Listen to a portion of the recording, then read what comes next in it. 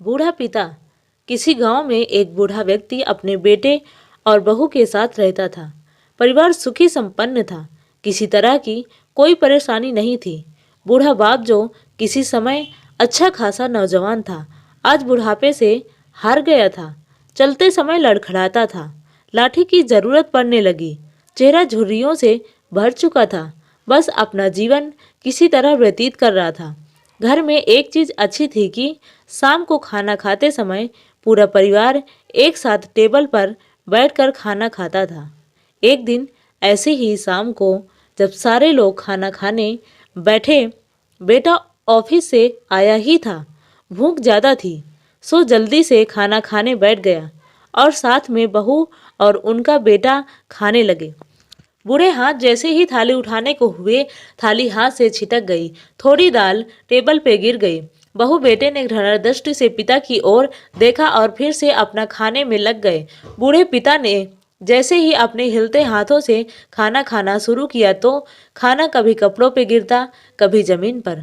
बहू चिढ़ते हुए कहा, हे राम, कितनी गंदी तरह से खाते हैं। मन करता है इनकी थाली किसी अलग कोने में लगवा देते हैं। बेटे ने भी ऐसे सिर हिलाया जैसे पत्नी की इस बात से सहमत हो। उनका बेटा यह सब मासूमियत से देख रहा था। अगले दिन पिता की थाली उस टेबल से हटाकर एक कोने में लगवा दी गई।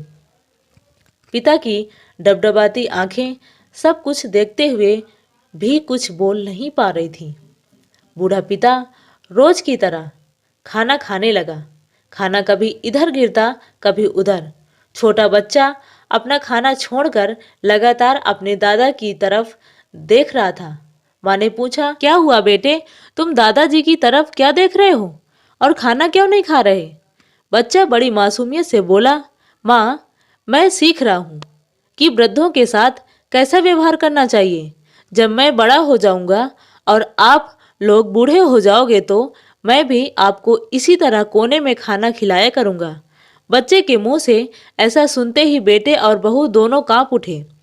शायद बच्चे की बात उनके मन में बैठ गई थी, क्योंकि बच्चा ने मासूमियत के साथ एक बहुत बड़ा सबक दोनों लोगों को दिया था। बेटे ने जल्दी से आगे बढ़कर पिता को उठाया और वापस टेबल पे खाने के लिए बिठाया और बहू भी भागकर पानी का गिलास लेकर आई कि पिताजी को कोई तकलीफ ना हो। तो मित्रों, माँ बाप इस दुनिया की सबसे बड़ी पूंजी है। आप समाज में कितनी भी इज्जत कमा लें या कितना भी धन इकट्ठा कर लें, लेकिन माँ बाप से बड़ा धन इस दुनिया में कोई नहीं है।